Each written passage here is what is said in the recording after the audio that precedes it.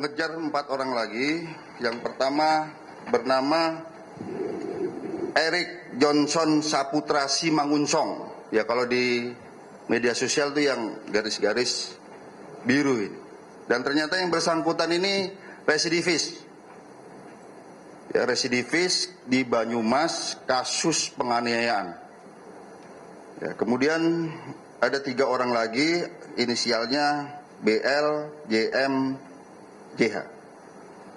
Oleh karenanya pada kesempatan ini rekan-rekan sekalian, kami menghimbau terhadap orang-orang ini agar segera menyerahkan diri karena kami akan kejar terus.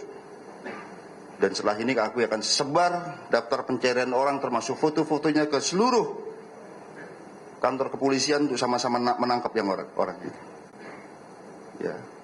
Ini tidak boleh lagi terjadi perlawanan terhadap petugas dan juga mengintimidasi masyarakat, tidak boleh terjadi. Ini contoh yang sangat buruk. Sebelumnya Kapolda Metro Jaya Irjen Fadil Imron geram dengan aksi debt collector yang mengambil paksa kendaraan dan memaki anggota polisi. Kapolda Metro Jaya Irjen Fadil Imron mengaku darahnya mendidih saat melihat anggotanya dimaki-maki debt collector. Kejadian ini terjadi saat debt collector mengambil paksa mobil selebgram Clara Sinta di apartemennya di kawasan Jakarta Selatan. Irjen Fadil Imron meminta agar jajarannya membasmi premanisme.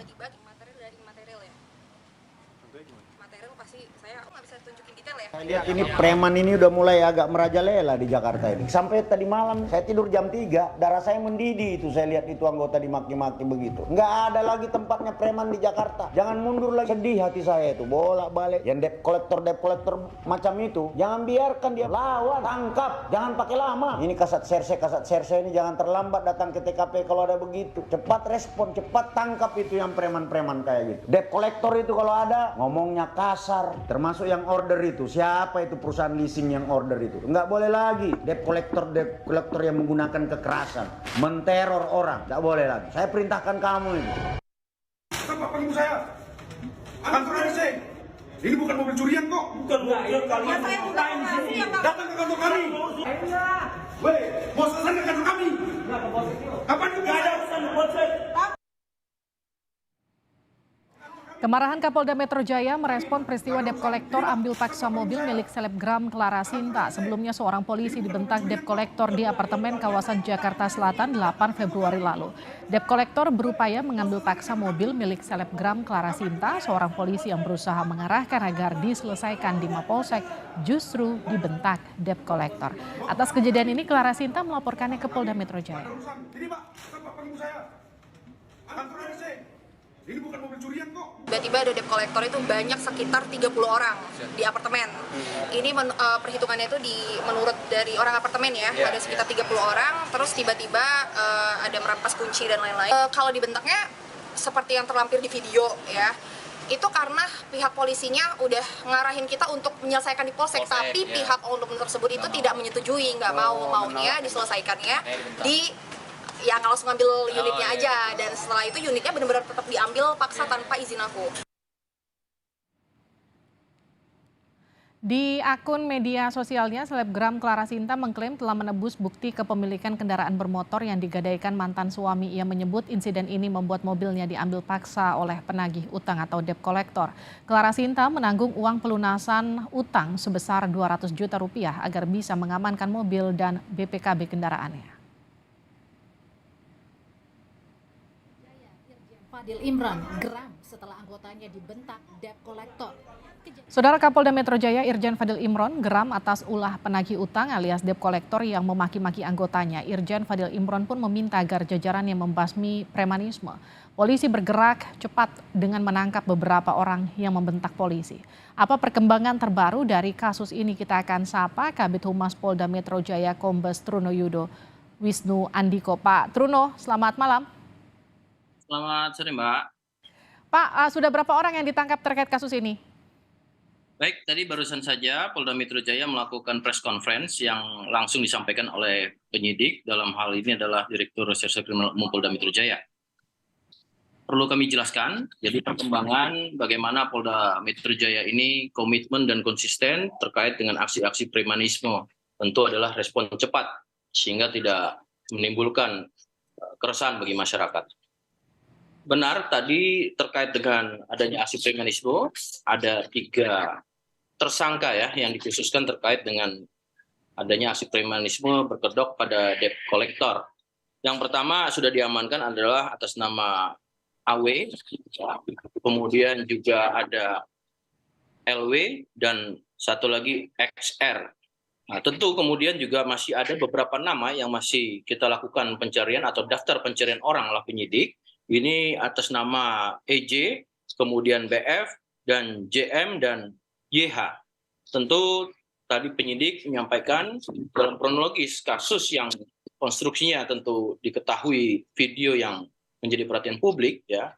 Ada 2 konstruksi. Yang pertama terkait dengan adanya petugas Polri yang melaksanakan tugasnya ketika seorang Babin Kamtibmas yang selalu hadir di tengah-tengah masyarakat untuk memberikan suatu penyelesaian masalah-masalah persoalan sosial yang ada di tengah-tengah masyarakat, ini mendapat suatu perlawanan.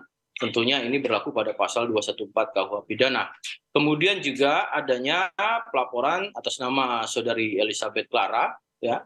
Tentunya ini juga menjadi bagian daripada proses penyidikan, yaitu terkait dengan pasal 365, kemudian 368, dan 335. Tadi kami bersama-sama juga dari OJK maupun dari Asosiasi Perusahaan Pembiayaan Indonesia juga cukup jelas untuk memberikan bagaimana mekanisme ya debt collector ini untuk menjalankan tugasnya. Jadi tidak dibenarkan dengan perbuatan-perbuatan melawan hukum seperti yang sudah dilakukan oleh kelompok ini. Begitu, Mbak. Pak Trunoyudo, bagaimana kemudian konfirmasi pihak perusahaan leasing yang kemudian mempekerjakan mereka? Ya, tentunya tadi sudah dijelaskan juga ya dari pihak stakeholder dalam hal ini OJK dan API, ini menjelaskan adanya sanksi-sanksi yang secara administratif tentunya. Namun demikian dalam proses penyidikan ini kan masih sedang berjalan. Tentu penyidik akan bekerja dan hasilnya ya tentu secara keterangan-keterangan yang akan kita dapatkan, apakah ada suatu alat bukti atau keterangan yang mengkaitkan adanya suatu perbuatan melawan hukum, tentu kita masih menunggu dari proses penyidikan ini, Mbak. Pak Trunoyodo, kalau kasus pengambilan paksa kendaraan ini kan bukan kasus pertama, bahkan mungkin untuk kesekian kalinya terjadi. Bagaimana kemudian ketika, bukankah sudah ada aturan yang mengatur tidak boleh ada perusahaan leasing yang mengambil paksa kendaraan dari kreditur di tengah jalan, begitu Pak Trunoyodo? Betul, tadi disampaikan. Jadi secara bersama dengan stakeholder kami menyampaikan juga dalam proses penyidikan ini, dan OJK juga dalam aturan regulasi, dan kemudian API juga dalam pengawasan dan pengendalian terkait dengan perusahaan pembiayaan.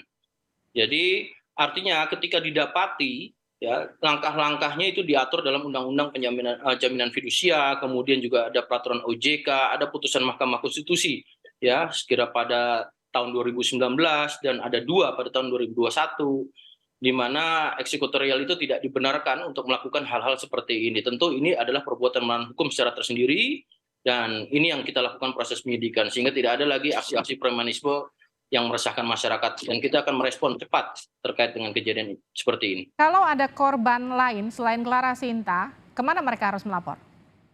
Ya, tentunya bisa dilaporkan kepada hotline yang sering kami sampaikan ya. Ada hotline pelayanan secara teknologi yang kami sampaikan adalah hotline 110, dan tentunya ini menjadi suatu layanan yang membuat kami dari kepolisian, khususnya Polda Metro Jaya, Polri ini dapat memberikan respon yang lebih cepat dalam memberikan perlindungan. Begitu.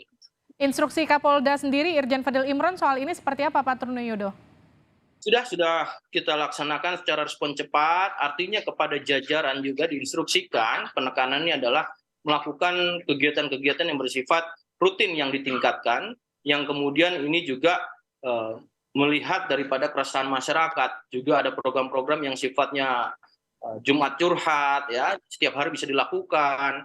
Kemudian ini sebagai langkah-langkah terobosan, dan juga ada guyup RW yang bisa diselesaikan masalah kerukunan di tingkat rukun warga, dan melibatkan 3 pilar, ada Babin Kamtibmas, Babinsa.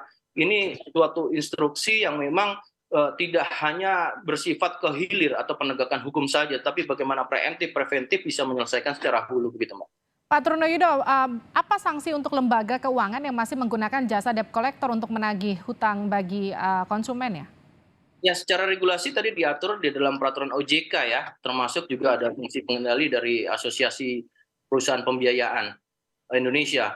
Ini perlunya memang dilakukan adanya suatu literasi secara edukasi kepada para pihak, baik itu kreditur, termasuk juga debitur, karena ada konsekuensi masing-masing hak dan kewajiban yang ini yang perlu diketahui secara umum atau secara luas. Dan kemudian juga perlunya adanya langkah-langkah forum group discussion ya, yang sehingga ini membuahkan suatu kegiatan yang memang kondusif, yang sesuai dengan aturan, baik itu aturan undang-undang, kemudian peraturan OJK, serta melaksanaan putusan MK, ini menjadi bisa diketahui oleh khalayak ramai. Tentunya kepolisian juga akan merespon apapun sifatnya pelaporan yang meresahkan. Kami akan merespon cepat sesuai instruksi Bapak Kapolda, memberikan perlindungan dan pelayanan, dan tentunya penegakan hukum merupakan langkah terakhir. Namun demikian yang paling mulia adalah bagaimana bisa mencegah ini. Terima kasih Kombes Truno Yudo telah bergabung bersama kami di Sapa Indonesia Malam.